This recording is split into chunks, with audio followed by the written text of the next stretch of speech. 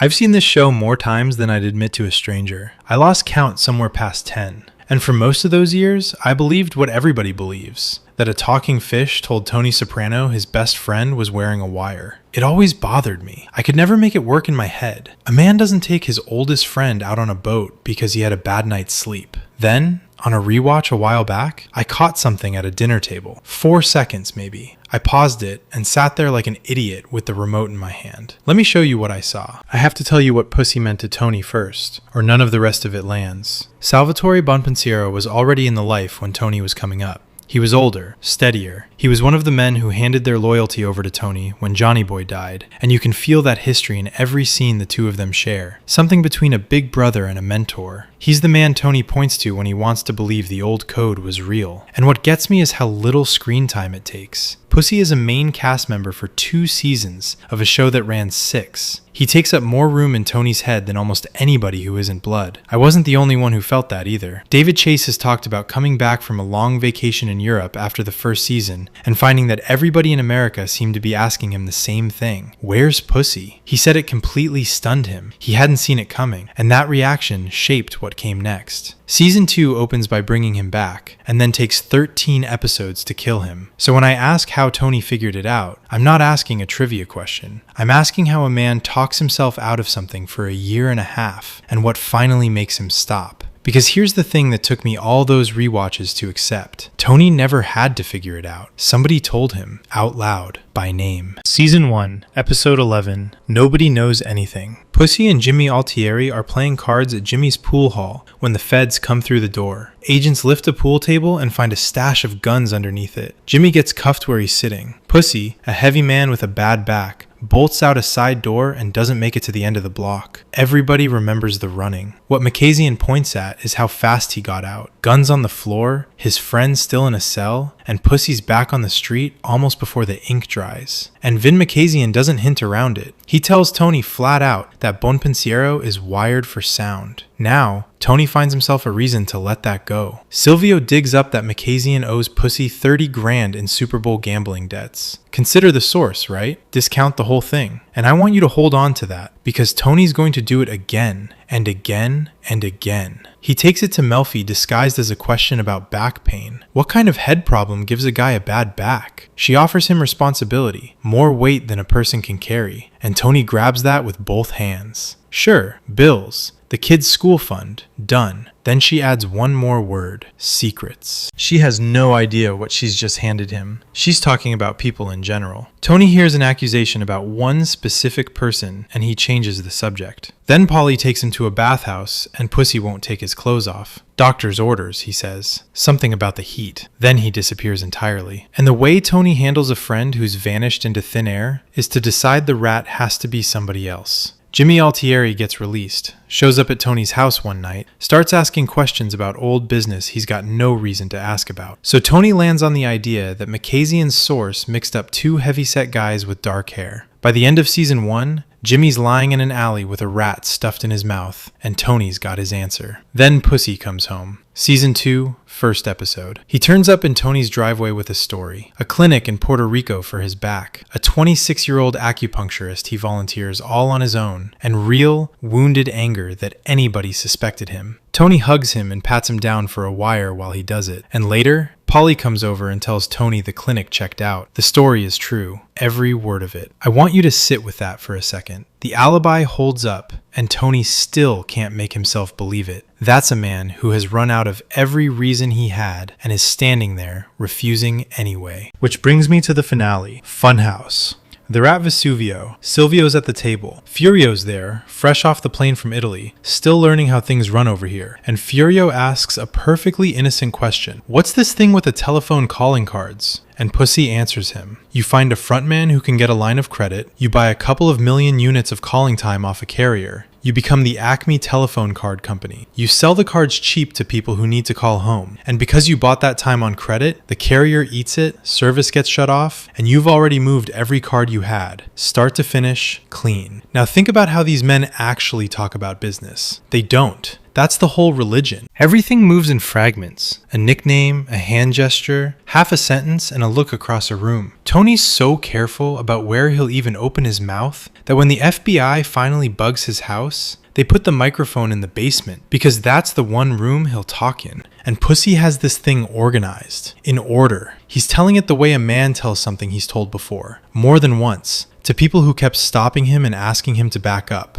I can only think of one audience in the world that makes a man that fluent. And watch what the camera does. It doesn't cut away. It sits on Tony, watching his friend talk. And this isn't me reaching either. John Patterson, who directed the episode, says on the DVD commentary, right over this scene, that one of the reasons Tony is boss is that his perception is so good. That's the 4 seconds. That's where I had to pause it. Tony's known since Macasian. What happens at that table is the last excuse falling out from under him. You can wave off a crooked cop with a gambling problem. You can verify a clinic in Puerto Rico. You can talk yourself in circles for a year and a half. You cannot listen to a man describe his own crimes that beautifully and keep pretending. And here's the part that still gets me. 4 episodes before this dinner, Tony and Pussy stood over Matthew Bevilacqua and killed him together, shoulder to shoulder, weeks ago. That's the man he's looking at across the table. That night, Tony gets flattened. Fever, hallucinations, a day and a night where he can barely stand up.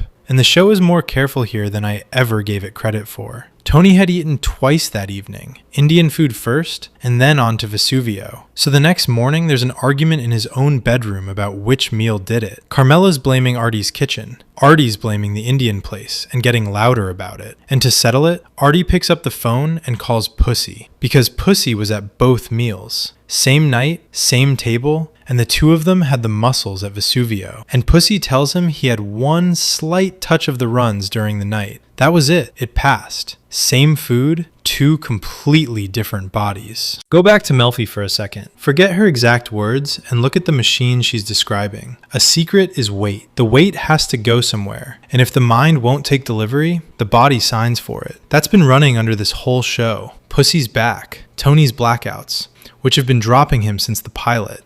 So when Tony eats what his friend eats and it nearly kills him, I think the show is telling us exactly what's happening. The same machine, running at 2 different pressures. Pussy's carrying a secret from Tony. Tony is now carrying one from himself, and he won't let it into his head, so it goes down into his gut instead. He's paying for what he refuses to know, and the fever finally strips the last of it away. He's too weak to hold the door shut anymore, and that's when the fish shows up. Everybody treats that fish like a message from beyond. I don't buy it, and I'll tell you why. Listen to what it actually says. Tony's been chewing on the idea that Pussy flipped for over a year already, so that part's old news to him. What the fish gives him is the reason. Tony passed him over. And that's true. It's right there on screen. When Tony took over, Silvio got consigliere, Paulie got made capo, and Furio, who'd just gotten off a plane from another country, got put on the same footing as a man who'd given that crew decades of his life. So I read the dream as Tony's own mind finally getting a word in. Everything he'd assembled months ago and shoved in a drawer, coming back up while he's too sick to stop it. Which is why the next morning tells you everything. There's no morning where he wakes up confused and starts poking around. He gets straight in a car with Silvio and drives to Pussy's house. He pretends he's still sick and needs the bathroom. He goes upstairs, into the bedroom, and he goes into a cigar box, and under the false bottom, he finds the recording equipment. A man who's guessing opens drawers. He goes through the closet. He turns the room over. Tony opened one box. He already knew. He needed something he could carry downstairs and put in front of Paulie and Silvio, because I had a dream about a fish doesn't get 3 men onto a boat. So the way it actually went, start to finish, Macasian handed him the fact. The calling cards proved it. The fever broke him down. The dream said it out loud. And the cigar box gave him something to show the guys. He knew for a year and a half. He just kept finding places to set it down. And that night at Vesuvio, he ran out of places. And when they finally get him out on that water, and Tony asks him what he gave the government, the first thing out of Pussy's mouth is the calling cards. That same scam, that same dinner. And it takes whatever he had left. Tony had been killing since he was 22. We find out in season 6 that his first was a Newark bookie named Willie Overall back in 1982. But look at who came before Pussy. A man who testified and went into witness protection. A man who took part in the attempt on his life. A kid who put bullets in Christopher.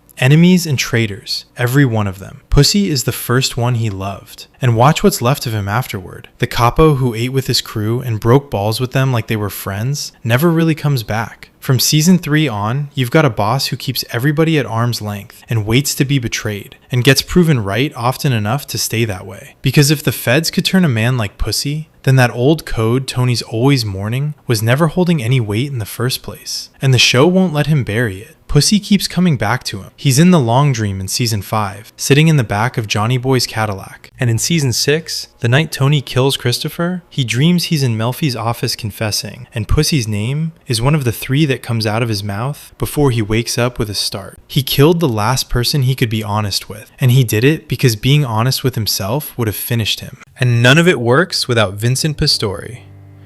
When I saw the news, it felt like somebody from my own house had gone. He died on Saturday, the 1st of August, 2026, found at his home in the Bronx. He was 80 years old. They believe it was natural causes. He was born in the Bronx in 1946 and grew up out in New Rochelle. He enlisted in the Navy during Vietnam. He took a degree at Pace.